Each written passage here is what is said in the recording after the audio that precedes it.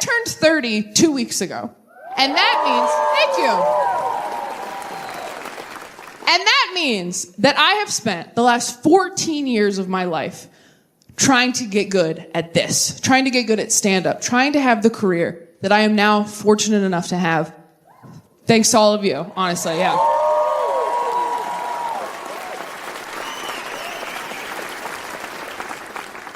And as grateful as I am, and as lucky as I am, it has really made me, this year especially, go, oh no, I don't know if I'm gonna be good at this other stuff.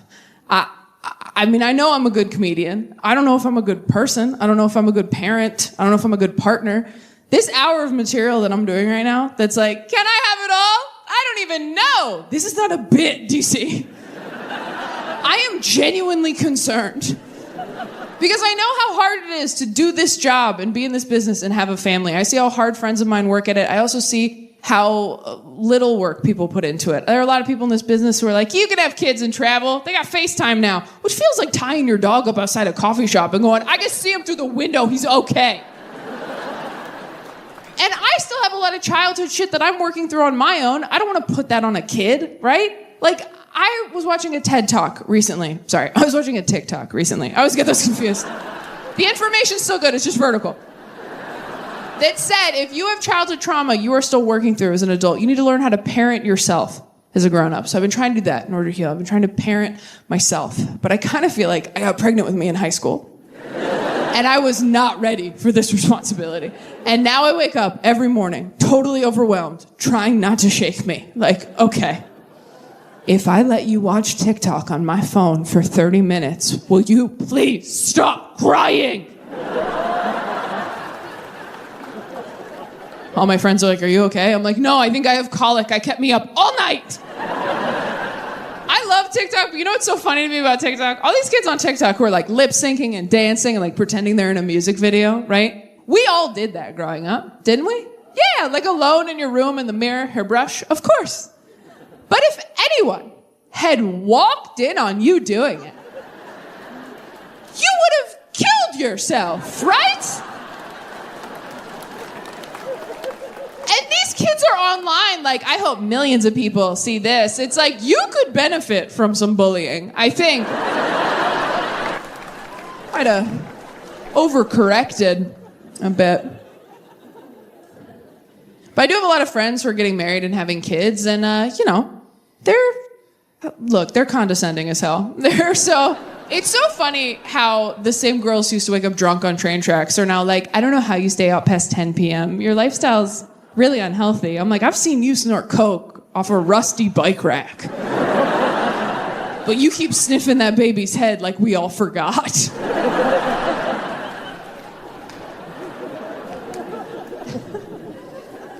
But my friends who have kids and are married, like, they complain about their jobs, and I do the same dismissive thing right back to them, where I'm like, well, yeah, but you're married, so you're fine.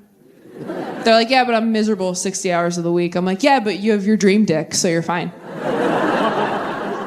And it's not great. And I think part of it is that we're all turning 30. And 30 was this age in our heads where we're like, well, by 30, we'll have all our shit together, right? So that kept us going through our 20s. We're like, we're 25 and we're garbage, but in 5 years, we'll have it all figured out. And then you're like, I'm 27 and I'm just a piece of shit, but I have 3 years to turn this around. And then you're like, okay, I'm 29, crunch time, bitch. And now that we're all 30, we're like, oh shit, our lives are not going exactly as we always pictured them. And so now there's this weird comparing that's going on, this weird tension. Like, I know that all of my friends both pity and envy me. Just like I know that I both pity and envy them, right? I know my friends look at me and go, yeah, I mean, I would probably focus on work if I was all alone. And I go, yeah, I'd probably have a bunch of kids if I had no talent. So we're all...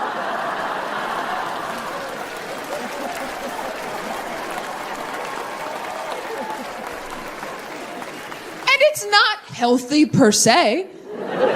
But I do think it's good to focus on what is going right in your life. I think that that's gratitude. I think that that's important. And it has gotten me through a lot of weddings and baby showers to have my dream job. To sit in the back row like, yeah, whatever. have your bullshit love party, hope it works out. I'm still gonna have the coolest job of anybody you know. And that was true until somebody married an astronaut. And everybody's so impressed. I guess astronaut beats everything. They're like, you gotta admit, Taylor, that's the coolest job. And I'm like, oh, he's gotta wear a costume or he'll die? Fuck off. That's a dumb job. Now, if I can't breathe somewhere, I don't go there, Dan. That's just science. Dan hasn't even been to space, you guys. He just goes to work and practices space. That's his job. He goes in, they put him in a roller coaster ride. They're like, don't throw up. He's like, you got it, Captain. What a hero. But if any of the relationships that I had had in my 20s had worked out, I would not have my dream job. I would not have the career I've always wanted. And I've had a lot of cool experiences just this year as a result of being on my own. I finally got to do some shows in Europe back in April, which was a dream come true. And because I was single, instead of taking someone I was dating, I took my best friend, Courtney. Courtney's been my best friend since we were 10 years old, 20 years. She's seen me through everything. She saw me through depression in high school. She saw my first stand-up show ever. When I called off an engagement a few years ago, she kept my wedding dress in her attic like it was Jumanji. I'm like, just put this where I can't hear the drums. And she and I got to run around Europe paying for shit with my dick joke money. It was awesome.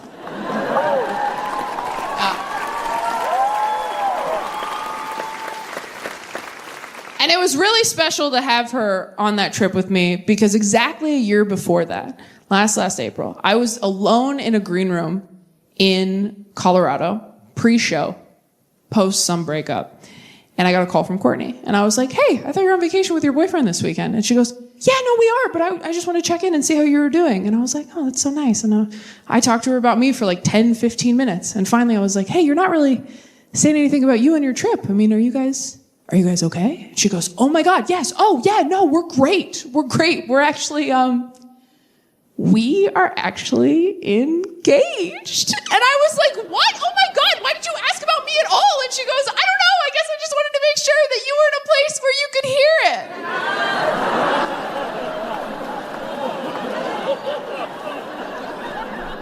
It was so sweet and so hurtful. I have never felt so seen and so insulted in my whole life. Her fiance was there the whole time. Oh, she's like, and then what else? She sounds stable. She sounds like she could handle it. That's how you know your best friends met the one, by the way, when you can no longer get them on the phone alone ever again. You call them late at night crying halfway through the call. They're like, by the way, you don't care that Todd's been here the whole time, right? And you're like, oh my God, no. I actually called to see if Todd thinks I have a yeast infection. So glad Todd is available. And don't get me wrong, I love my best friend's fiance. I think he's an amazing guy. If he died, would a little part of me be like, sleep over? Of course.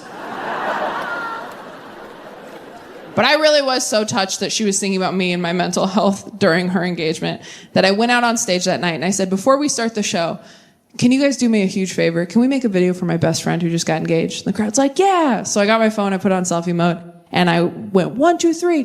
Congratulations, Courtney! Me and 2,000 people yelling at her. And I got off stage that night and I texted her the video to say, hey, I love you. I'm so happy for you. And look at all these people who paid to see me. I'm doing just fine.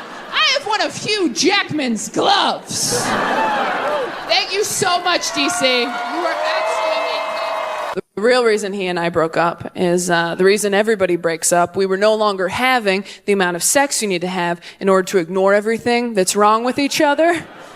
Yeah, love is blind, lust is Helen Keller. So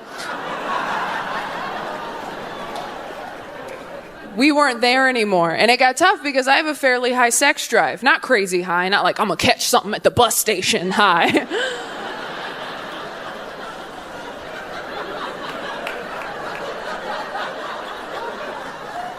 But if I love you, diarrhea doesn't deter me. Like we're in that zone, you know? It's like, yeah, your stomach hurts, push through it. I want to feel close to you. Mentally push, not physically. Don't make a mess. That joke makes me sound so much cooler than I am. I'm not that cool. I've had sex with 2 people, 4 if you're Christian. Like, I'm not a good time. I'm not. I don't like casual sex. All my friends are like, you don't know if you like it. You've never tried it. I'm like, I've also never tried cottage cheese, and I know that shit looks nasty. It's all wet and bumpy. I don't trust it, okay? I had a friend try to convince me with this argument. She goes, you have to try it, Taylor, because there is nothing as empowering as just banging some guy and leaving. I'm like, I mean, that sounds good, but I don't know. Have you ever tried to make a dude's mom love you more than him? That is power. I still talk to Sheila, so. Haven't heard from him in 8 years, but every Christmas she's like, I miss you.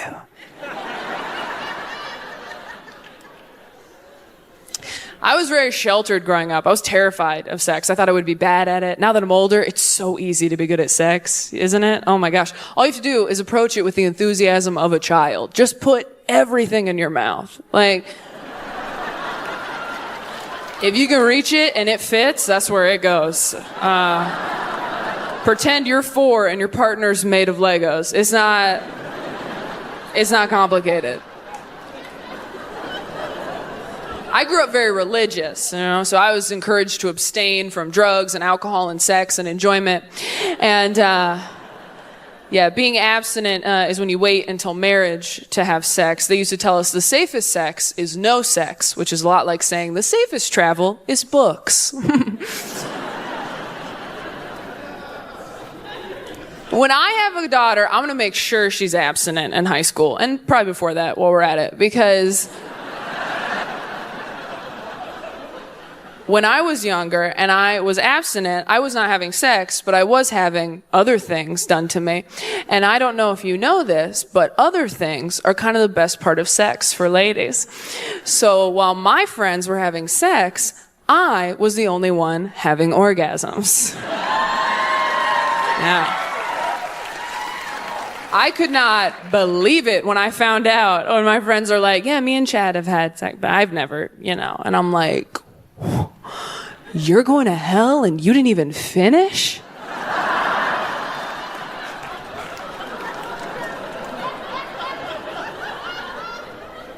I'll pray for you.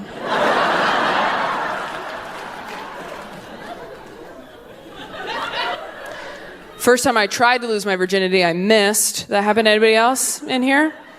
Not physically, I wasn't stupid. It wasn't like, it was like trying to put a straw in a Capri Sun. It wasn't like that.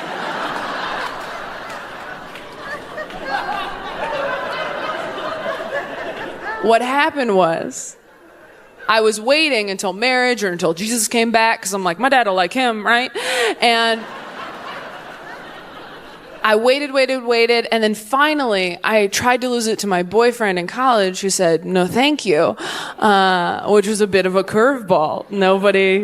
Nobody told me to expect sexual rejection as a woman. Nobody prepares you. From the time you start walking as a little girl, they're like, hey, everybody wants in there. You got to build a perimeter and keep everyone out. I was so busy trying to keep people out of me, I never thought I'd have to talk someone into me. Men take sexual rejection much easier because they're prepared for it. From the time they start walking, they're like, hey, Brent, you're a little creepy. Maybe keep an eye on that. You're going to need to get consent, which is a noise she makes, not a feeling you feel.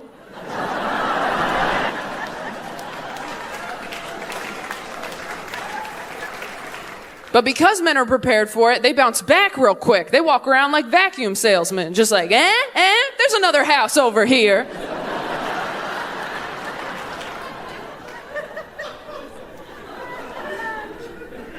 My boyfriend was nervous to have sex with a virgin, and I was like, well, the good news is you only have to do it once, and then guess what? Problem solved.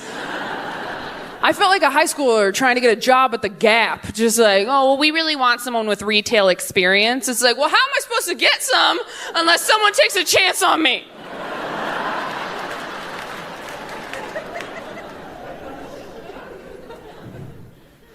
No. I was literally told by somebody that getting rid of my virginity as a woman was going to be like handing out free samples at a Costco. And instead, I felt like one of those guys on the Vegas Strip trying to hand you a nightclub flyer. It's like, no, come on in. It'll be fun. There's lights. It's kind of damp. Get in here. It's fun. But you know what they say? Women always go for men like their fathers. So I keep going for guys who do not want to sleep with me. Like, that is so like my dad. All right? No reason to be offended. That joke's about what a great dad my dad is. I lost my virginity late. I lost it when I was financially independent. Yeah, I went through my bank statements. Like, I could afford to have a dick in me. Just, like, so responsible. All my other friends lost it under a Backstreet Boys poster in their mom's house, and I lost it under an IKEA painting that I purchased with a coupon. But I'm glad I was raised that way because it taught me how to choose sexual partners in a very responsible way, okay? Because when I was younger and I was waiting, I would tell guys, I'm not ready to have sex yet. Is that okay? And anytime guys were really cool about that decision, that just made me want to have sex with them more because there is nothing hotter than someone respecting your boundaries. You're just like, what? Take your pants off. Get over here. The hottest thing you can say to a girl is, hey, we don't have to do anything. Now we do. So I still do this as a sexually active adult. I pretend I'm not ready to have sex with someone new yet, just to make sure they're a good person first. I call it the gobstopper test. I go, oh, I'm not ready. Is that okay? He's like, totally fine. No worries at all. And I'm like, Charlie, you won! You did it! I knew you could, my boy. Now come inside my chocolate factory. It's all for you.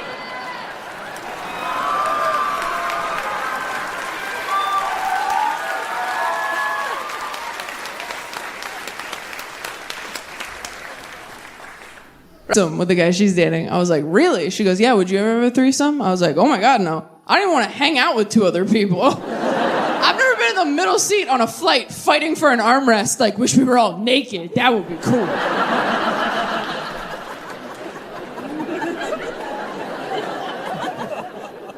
I don't even think I could date an extrovert again. I dated an extrovert once. We moved in together. The first week we lived together, he's like, hey, what if we had some people over? I was like, look, if you don't want to be with me, just say so. You want to have people over? Over what? My dead body? If you're an extrovert and you're in love with an introvert, you gotta understand, asking us to invite people over is like asking us to do anal. Watch our face change. Like, I'm sorry, is it your birthday? Seems like a big ask for a random Tuesday. I live alone now. It's incredible. I fall asleep in the middle of the bed like a boy king, just like, good night, Joffrey. It's fantastic. I eat all the food I buy. Every grocery I buy, it goes mere, it goes bad. That's power, DC. Yeah. If I clog the toilet at home, I don't have to deal with it right away. That's freedom, DC. When I lived with a man I was attracted to, I was always like, no, please, toilet, don't tell him I'm a human woman. I beg of you. Take my dark secrets to your watery grave. Remember our bargain. Now I'm like, you loser, toilet. That's what lids are for. You want to see the sky, do your job.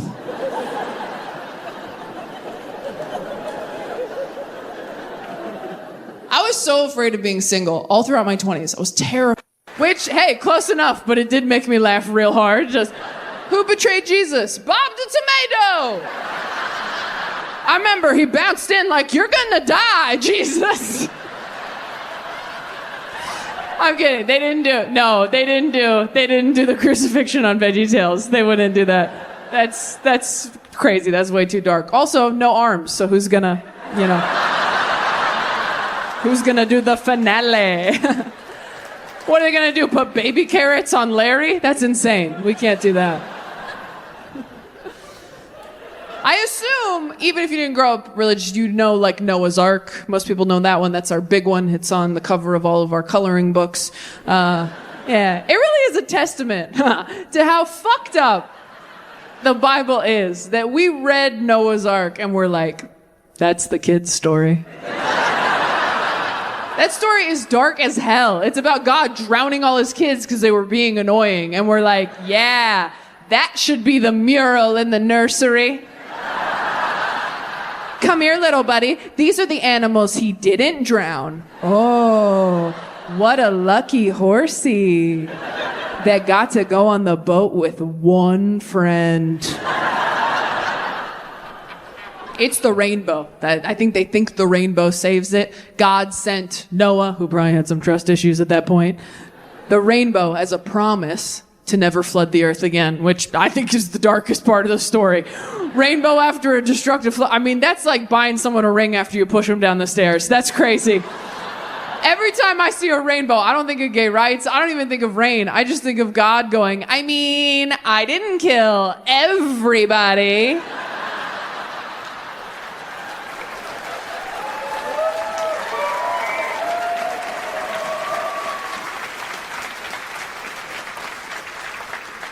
Some people don't even realize Noah's Ark's from the Bible.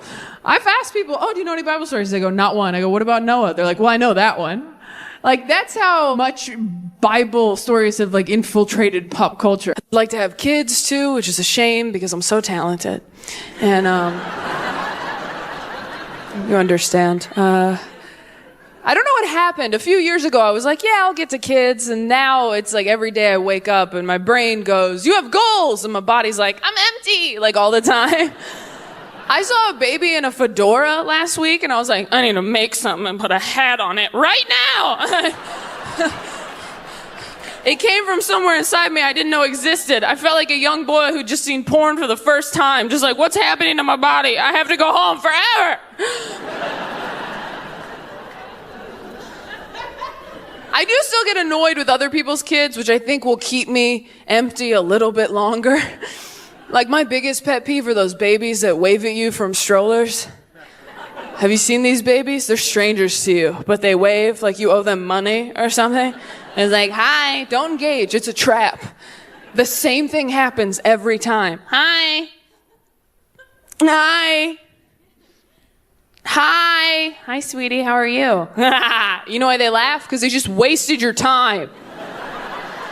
They know one word. It's not a conversation. That's a dead end. That would be like me walking up to a French person like, bonjour. They get excited, start talking to me in French, and I just go, ha ha. Then a bigger person wheels me away in a carriage.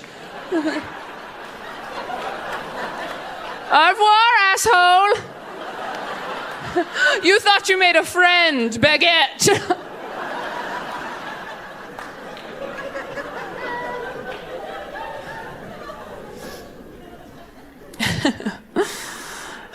I do want to have kids, but I want to make sure before I have them that I have made enough mistakes so that I give great advice as a parent. You have to make mistakes, learn from them, and then you give amazing advice. My dad read his Bible every night. He got a scholarship to college. He married my mom, and then he had us. His advice was terrible. He'd be like, don't do that. And we're like, why? And he's like, I don't know, kid. I read it in a book. I've never really lived.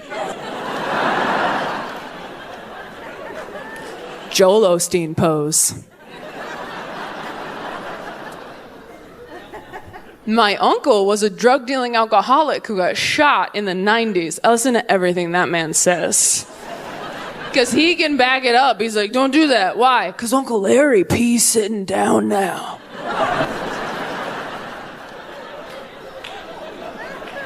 Go play.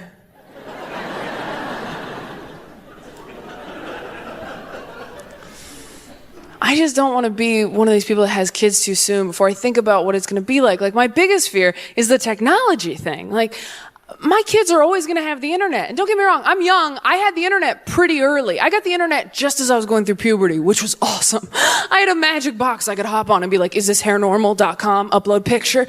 And then someone from Arkansas is like, you're probably fine. And I'm like, cool, I'm getting back on my bike. Like, I don't know what people did during puberty before the internet, just like read Judy Blume until they started tingling. Like, what happened? Can you imagine going through puberty in the 1300s? Back then you were alone. Something weird was happening downstairs. You're like, that's a little strange. Hope I'm not a witch. I can't go swimming. My daughter will always have the internet. From the time that she is born to the time she dies, she's always going to have it. And I have to explain to her that the internet is the most beautiful, amazing, disgusting, horrifying thing in the universe. How do you do that in a balanced, measured way? Just like, hey, sweetie, have so much fun on the internet, talk to your friends, do your homework, but be careful, because a lot of people in there want to kill you.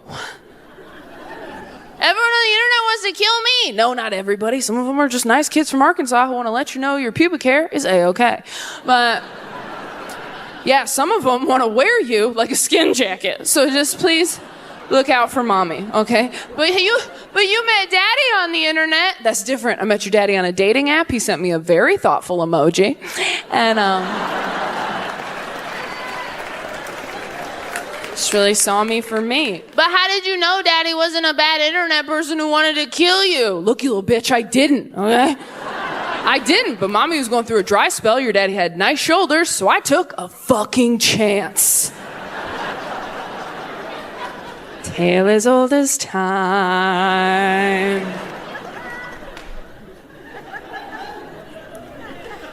I like that you can inconvenience your family after you're gone. That's fun for me. Because who's going to say no to taking your ashes home, first off? Like, oh, I couldn't possibly. There's no room at my house. We're full up on haunted cups. Like, nice try. Take me home. I'm so small, right? And then if you want your family to spread you somewhere, depending on how you feel about your family, that's where you send them, right? So if you love your family, you're like, I'd like you to spread me in Hawaii over 7 days of PTO. That's what I'd like. Love you guys, miss you. And then if you don't like your family, you can be like, have you been to Toledo?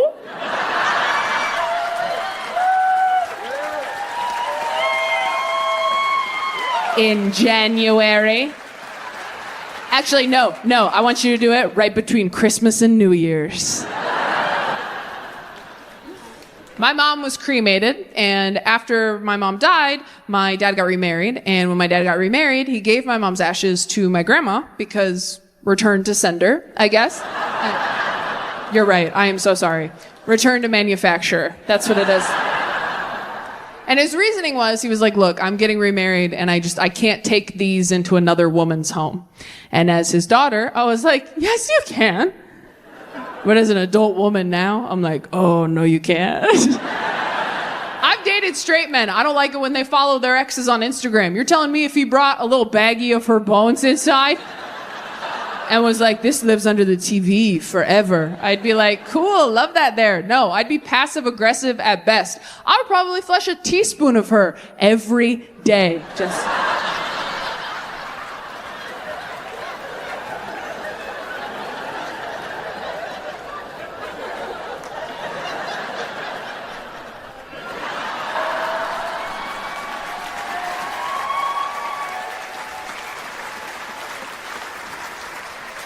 Until one day he picked it up and was like, the urn feels lighter. I'm like, maybe she lost weight.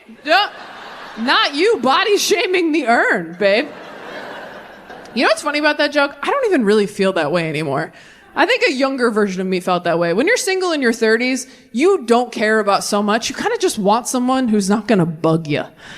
That's really, in my 20s, I was so insecure, so toxic. I was like, I need to be someone's first and only true love, their one and only wife. I need to be with someone who does not watch pornography. And now I'm like, you can jerk off to your dead wife if you want. I don't care.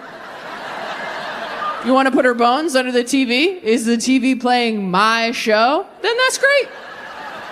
You put as many bitches up there as you want. We'll watch Love is Blind as a family.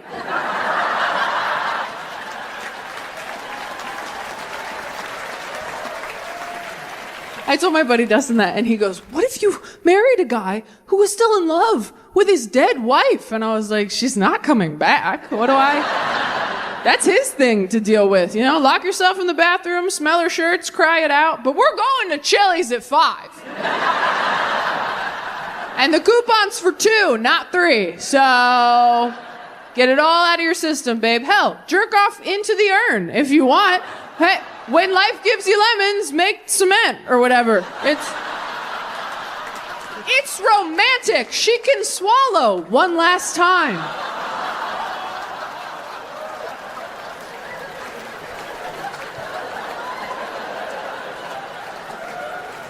Shame on you for laughing at that. I do think my fear of... I so appreciate you guys being here. It has been a rough couple years. I got bangs at one point. Shit got dark. I didn't even want bangs. I just needed people to check on me. And it works, by the way. You post a selfie in bangs, everybody's like, fire emoji, you go, girl. Then they text you like, you okay? Here's what I did. I got bangs. And then 2 days later, I did mushrooms for the first time. And as soon as I did those mushrooms, I was like, I should have done these first. Probably wouldn't have gotten these bangs if I forgave myself, huh? But you know what? Having bangs feels exactly like being on mushrooms. The whole time you're just looking at your friends like, do I look weird? You guys would tell me if I looked weird, right? Is it bad different? Is it not good? You know what? I changed my mind. I don't want to do it. It's too late. It's already happening. Okay, no, I can be this person. I've been working on anxiety in therapy. That's been my main focus for the last few years. Anybody have anxiety?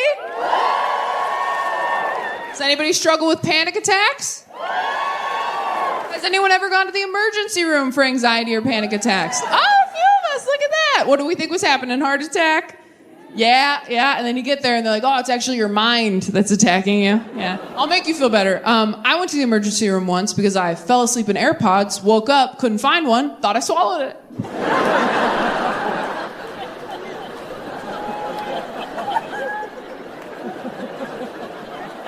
You meant you drove halfway there and it turned around because it was silly? Nope, went the whole way. Got seen. I wish I could pretend this story happened a really long time ago, but the technology involved makes that impossible. So I've always had a lot of trouble sleeping my entire life. And before AirPods came out, I would fall asleep in regular headphones, listening to a podcast or a movie, something to calm me down. And before AirPods came out, headphones had cords on them. So if you swallowed one of those, you just pull it out like a magician's scarf. No big deal. But then they came out with AirPods, so I started falling asleep in those. And so a few years ago, doesn't matter how many, I fell asleep in 2 AirPods, woke up in 1 AirPod, and was like, well, obviously I swallowed it. Like a baby or a dog. Convinced my sister to take me to the emergency room, ruining Christmas morning for everyone. So we get to the emergency room in our hometown where I have to tell 3 grown women at the front desk what I'm doing there. I'm like, well, you probably get this all the time. But it would seem that I may have, inadvertently, in my sleepy sleeps, swallowed an AirPod? And they were like, an AirPod, sweetie, those are pretty big, right? Those are big. You really think you could have swallowed an Air? I said, how about we don't have a team discussion about what I can and can't swallow, okay? And they're like, wow, someone was ugly in middle school. We'll take you back. So they take me back.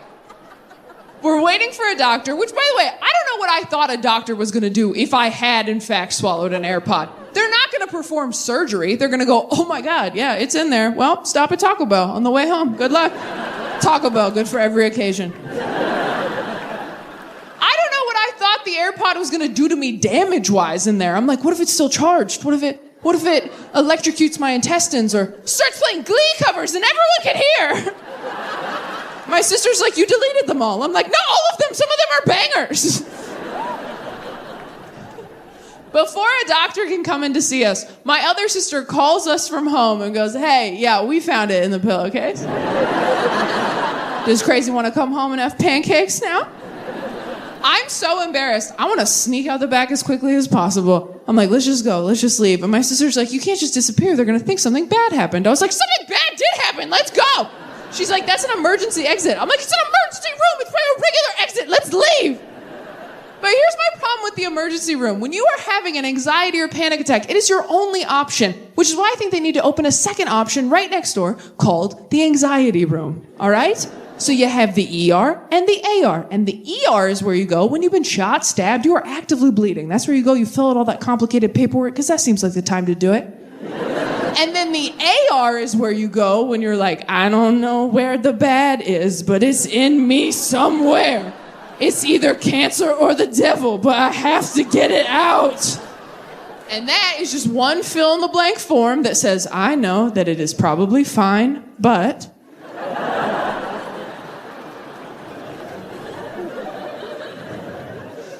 my bones feel itchy. I don't know! I just need someone in a white coat to tell me I'm stupid. I know I mentioned during... I actually did get into a new relationship pretty quickly after I called off my engagement. I wasn't trying to. I really wasn't. A lot of my friends were like, you should stay single for a while. You should maybe get a cat. And I was like, hard pass. I have never left an interaction with a cat feeling better about who I was. Every cat reacts to people the way I react to seeing girls I went to middle school with in a Target. Just like, oh no! Like, that's every cat. I don't want to come home to that energy. But I wasn't looking for a relationship. I was trying to have like a fun, sexy fling, which doesn't usually go great for me because I have this round, wholesome face that people think they should build a life with.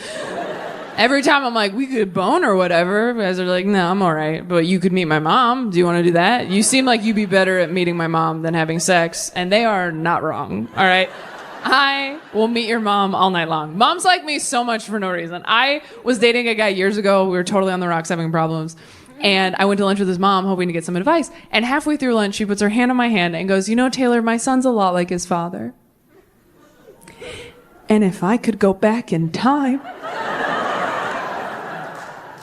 I don't know that I'd marry his father again.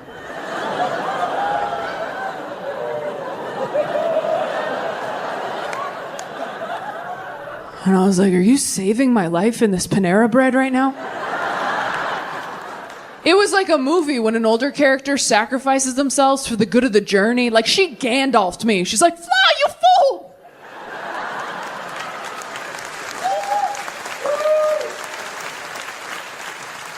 She was a bad mom and a bad wife, but such a good friend. Oh my God. Hoes before sons, am I right? I think about her every day. And my boyfriend wasn't looking for a relationship either when we met. Straight dudes usually aren't, you know? Women are surprised when they find a guy who can make them come, and straight dudes are surprised when they find a girl who can make them feel genuine feelings in their heart. Like, women are like, he got me off 3 times. And guys are like, I mean, I just fucking like her, dude. Like...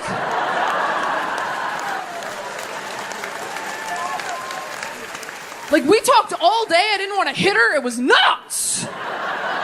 She's just like my friend. I don't know. I want to, like, lick her heart, I think. Straight dudes are so proud of themselves for falling in love. It's really cute. They're like, I love you.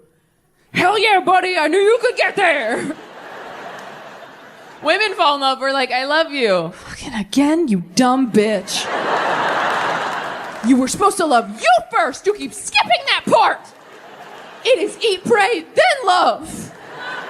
Oh, God, it's okay. We'll try again in a year and a half.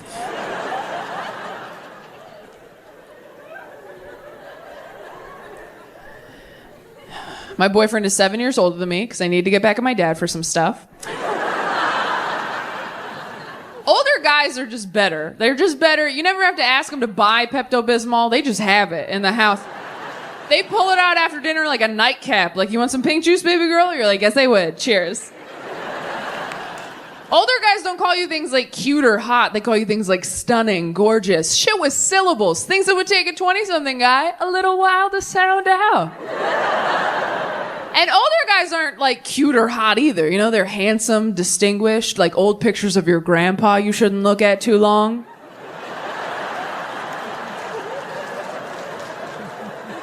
You ever find one of those in an old dusty box? You're like, who is that? Oh, that's wrong. Okay. They're not your family in those pictures yet. They're just the past. It is a gray area. Oh, I'll get weirder. You ever see a picture of your parents when they were young and hot and you get like weirdly mad because you know they would have never dated you? I saw a picture of my dad in college football once. I didn't talk to him for 3 weeks. I'm like, you would have left me at a drive-in, you Danny Zuko piece of shit. He's like, what? I'm like, I can't hug you for a year and I don't want to talk about it. I really wanted to marry. And when it didn't work out, I was devastated. I said, really? I didn't know about this. And my dad goes, I did. She talks about him all the time. And I was like, well, wait, who was this guy? What was his deal? And she goes, well, he was really cool, actually. He was an Alzheimer's scientist. And my dad goes, notice how that's not cured yet.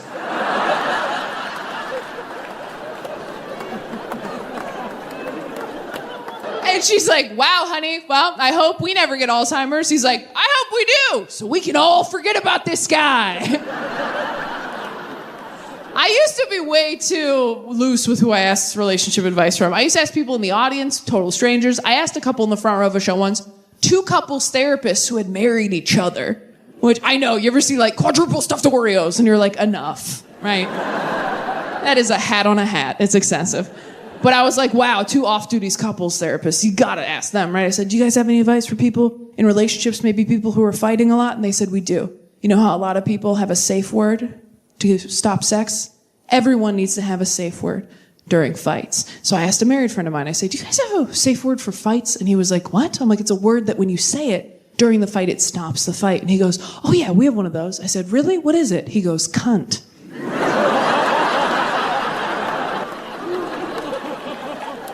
But I have to say it doesn't really work if she said that. I was like, Jesus, I was looking for like pineapple, dude, but...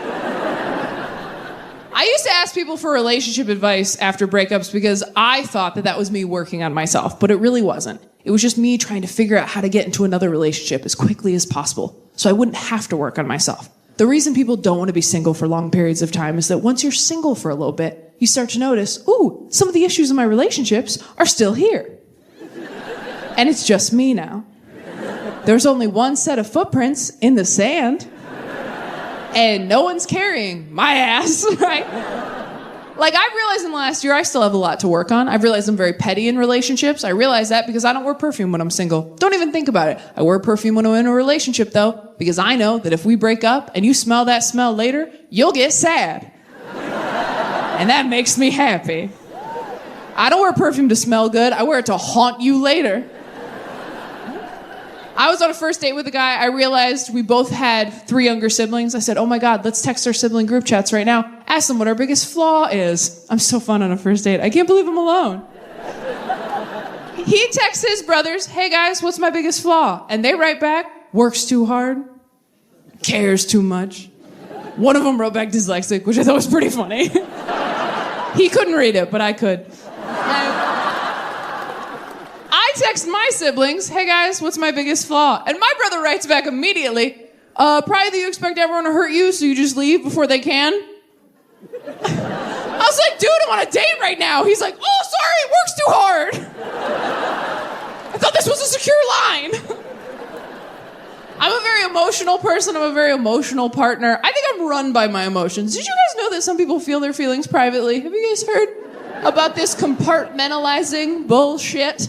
Some people apparently have these polite little feelings that shuffle up to them during the day, tug on their sleeve, like, hello, excuse me, I need to be felt at some point whenever you get a chance. And you're like, oh my God, well, I'm at work right now. And you're like, oh my God, you're at work? I'm so sorry. Do you have time later? Well, I get off. My dad was so religious growing up, he used to insist on praying out loud in restaurants before we ate dinner, which is fine if you're into that, but keep it short. He wouldn't do that. He would do long, drawn-out prayers full of personal details that none of us signed off on at the table, which made puberty pretty rough with your dad in public, just like, thank you, Lord, for this food. Thank you for bringing us here together. Thank you that Taylor's a woman now and is getting the help she needs in math. I'm like, can you not tell this Chipotle that I'm bleeding and can't subtract? I think God knows. It's why I don't feel bad telling jokes about my parents on stage now, because anytime they're like, do you have to air our dirty laundry in front of strangers? I'm like, hometown buffet, 1998. You told everyone within a 5-booth radius that I shat my pants the night before. I can say whatever I want. I'm not religious anymore. I have had some friends find religion as adults recently, which is very upsetting. If you grew up religious and you're not anymore and your adult friends find religion, it feels like God is your shitty ex-boyfriend who's now getting it together for your friend, and you just have to watch it happen on Facebook. They're like, have you met God? He's amazing. I'm like, yeah, I grew up with God. He's a douchebag, all right?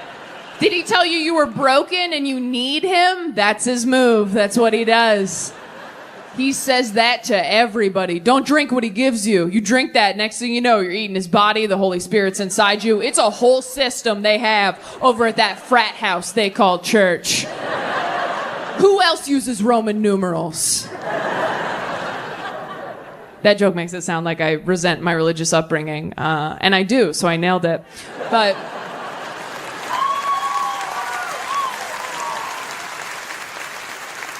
No, honestly, if I had to come up with some stuff that was like positive about me growing up religious, I'm sure I could with enough time and money. But I do have some issues with it. It gave me some serious trust issues, and it just made me weird growing up in church in ways that I am still discovering. For example, I just found out that I masturbate wrong. I will back up. Okay, so when I was growing up in church, kids had youth group, and at youth group, they were like, don't have sex. And we were like, for sure, for sure. And then they were like, don't even masturbate. And all the girls were like, okay, we didn't even know that we could. And all the boys were like, why? And the way they explained it to us was, our youth pastor told us, he goes, it's not the physical act of masturbating that's the sin, you guys, all right? It's not even the orgasm. In fact, if you have a wet dream, thank God for the freebie and have an awesome day.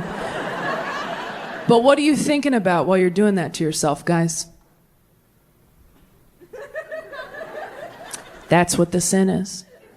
It's the lust in your heart. It's the impure thoughts in your head. That is what the sin is. So when I got to be an adult and I wanted to masturbate, I was like, well, if I just don't think about anything,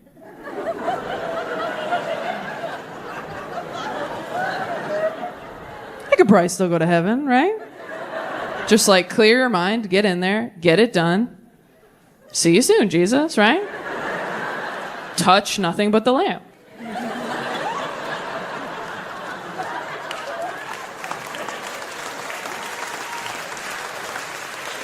So I've been doing this my entire adult life. All my friends are like, you gotta meditate. I'm like, I think I do. And I do mean my entire adult life, by the way. I did not masturbate till I was a grown woman. I was that afraid of going to hell, all right? Yeah.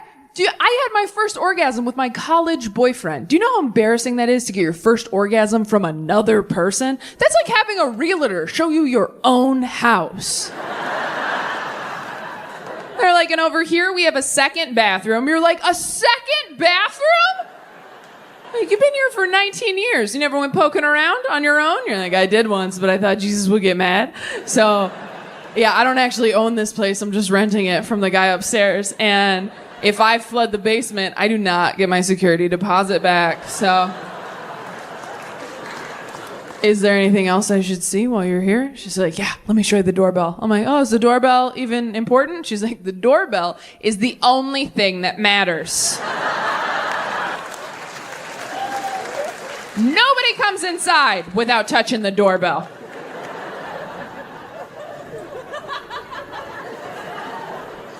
Oh, but I did touch it. You didn't use enough pressure. It didn't light up. So I'm not proud of this, but I told the girl that married him, I was like, you better hope he never does go to space. And she goes, why? Because it's dangerous? I said, no, because he's going to cheat on you up there. Oh, you don't think astronauts are cheating? They're in space for months, floating. How long do you think it's going to take before one of them looks at each other like, hey, you know we should try? Houston, we have a problem. Not a big one. I mean, it's medium. It's not small or anything. I'm just saying, what happens in Vegas stays in Vegas. What happens on the moon never even happened. We faked that landing. That's a joke. We didn't fake it. There were no female astronauts back then.